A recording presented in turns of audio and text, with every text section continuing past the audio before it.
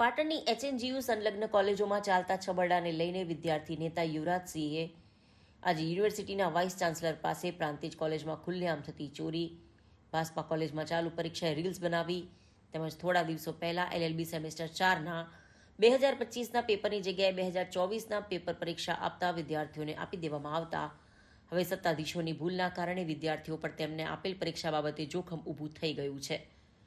અગાઉ વિદ્યાર્થી નેતા યુવરાજે એચએનજીયુ પાસે જવાબ માંગ્યા હતા, પરંતુ સંતોષકારક જવાબ ના મળતા આજે ફરીથી યુનિવર્સિટી પાસે જવાબ મેળવવા માટે આવ્યા હતા. પરંતુ આજે પણ યુનિવર્સિટીના છબરડા બાબતે યોગ્ય જવાબ ના મળતા હવે યુવરાજસિંહ જાડેજા આવનાર દિવસોમાં ભોગ બનનાર વિદ્યાર્થીઓને સાથે રાખી યુનિવર્સિટીનો ઘેરાવો કરશે તેવી ચીમકી ઉચ્ચારી છે. બીજી તરફ એચએનજીયુના છબરડા બહાર આવ્યા બાદ એચએનજીયુના સત્તાધીશો દ્વારા તપાસ કમિટી રચનાની ખાતરી આપી છે.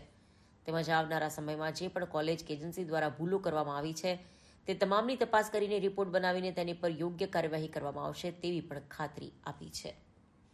બે વસ્તુઓ માટે આવેલા હતા. એલએલબીની અંદર આપનાથી જે ક્ષતિ થઈ છે 2024-25 અને 25-26નું પેપર અમુક કોલેજોમાં અપાયેલું છે એના અનુસંધાને આપણે શું નિર્ણય લીધો એના વિશે પૂછવા માટે આવેલા હતા. મારા અંગત કારણસર હું 2 દિવસથી યુનિવર્સિટીમાં ગેરહાજર હતો અને આપણે એનો રિપોર્ટ છે પહેલાં અંદર એ આવી ગયેલો છે. એ રિપોર્ટ હજી મેં જોયેલો નથી.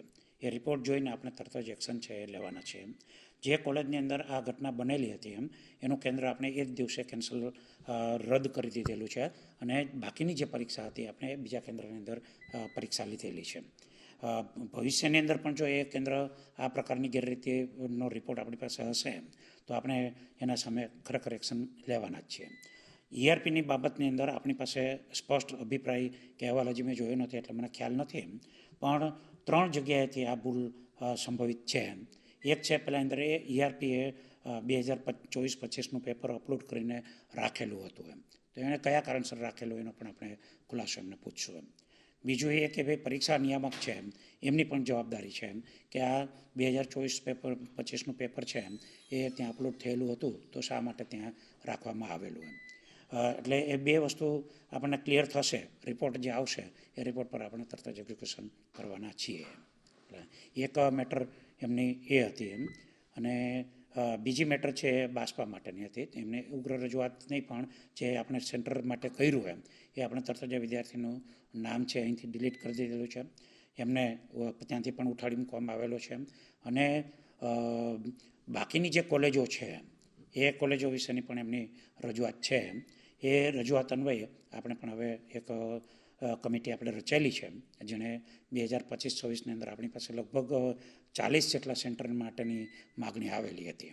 એ 40માંથી લગભગ આપણે 18 જ સેન્ટર છે એ આપેલા છે. એટલે હવે આ જે કમિટી છે એને આપણે ફરીથી લાઈવ કરીએ છે જ કમિટી. એ કમિટીને આપણે યુનિવર્સિટીના જે તમામ ચાલતા કેન્દ્રો અને નવા કેન્દ્ર કોને આપવા, એમને પૈસા કયા પ્રકારની ફેસિલિટી છે અને એ યુનિવર્સિટીના ધારાધોરણોનું યથાર્થ રીતે પરિપાલન કરી શકે એવું છે કે નહીં એનો આપણે સર્વે કરાવશું.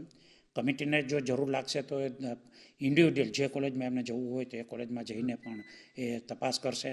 અને હવે પછીની જે નવી પરીક્ષાઓ છે, આ વર્ષની પરીક્ષાઓ અત્યારે મોટાભાગની પૂર્ણ થવાના આરે છે. અમુક કોલેજોને જે પરીક્ષાઓ બાકી છે 3જા સેશનની, એ સેશનની પરીક્ષા પૂરી થાય એટલે નવા કેન્દ્રો માટે આપણે આનો હતા. ખાસ કરીને પહેલો જે મુદ્દો હતો એક્સપેરિમેન્ટલ કોલેજ પ્રાંતિજ ખાતે છે ત્યાં માસ ચીટિંગ એટલે કે માસ કોપીનો કેસ બન્યો હતો તો તેમાં શું એક્શન લીધા અને તેની સાથે સાથે જે આજથી થોડા દિવસ પહેલાં 4-5 દિવસ પહેલાં જે કહી શકાય એલએલબી સેમેસ્ટર 4ની જે પરીક્ષા હતી તેમાં જે ન્યાયશાસ્ત્રનું પેપર હતું તે પેપર 5 કોલેજોની અંદર 2024નું આપી દેવામાં આવ્યું હતું અને 6 કોલેજોની અંદર 2025નું આપવામાં આવ્યું હતું. હવે આની ઉપર શું એક્શન લેવામાં આવશે એ બાબતની પૂછપરછ કરવા માટે આજે વીસીની મુલાકાત લીધી હતી અને વીસી પોરિયા સાહેબ સાથે મુલાકાત કરતા એ જાણવા મળ્યું કે ભાઈ અહીંયા હજી કમિટીની રચના કરવામાં આવી છે, તપાસ થઈ રહી છે અને ગોળ ફેરવવામાં આવી રહ્યા છે. એટલે તપાસના નામે, કમિટીના નામે ફક્ત ને ફક્ત ડિંડક અને નાટક રચવામાં આવી રહ્યું છે. કેમ કે જોવા જઈએ તો હજી સુધી કોઈ પ્રકારના સ્પષ્ટ એક્શન લેવામાં નથી આવ્યા અમે આજે પૂછવામાં આવ્યા હતા કે તમે શું એક્શન લેશો, કારણ કે એક્સપેરિમેન્ટલ કોલેજની ઘટનાને આજે 15 દિવસ થયા, હજી 15 દિવસમાં કોઈ જ પ્રકારના એક્શન નથી લીધા. હવે ખાલી એને સેન્ટરને સ્થગિત કર્યું છે, રદ પણ નથી કર્યું, સ્થગિત કર્યું છે.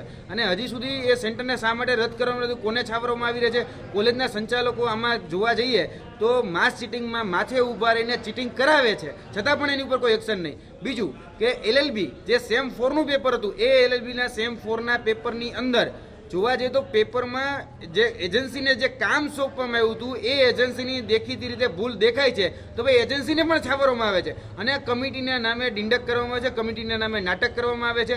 અને કોઈને કોઈ રીતે ક્યાંક ને ક્યાંક કોકને બચાવવાની ક્યાંક મેલી ઈચ્છા હોય એવું લાગી રહ્યું છે.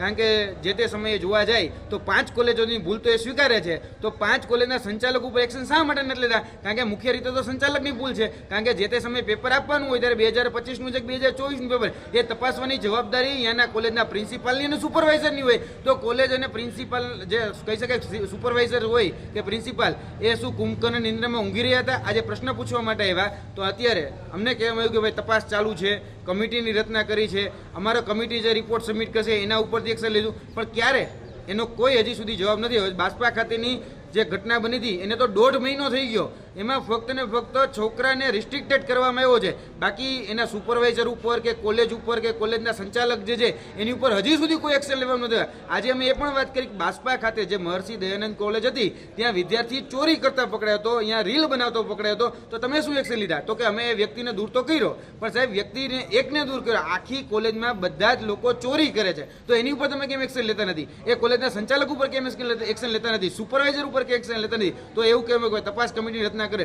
એટલે તપાસ કમિટીના નામે ડિંડક કરવામાં આવે છે, નાટક કરવામાં આવે છે, એથી વિશેષ અહીંયા બીજું કંઈ કશું કરવામાં નથી આવતું.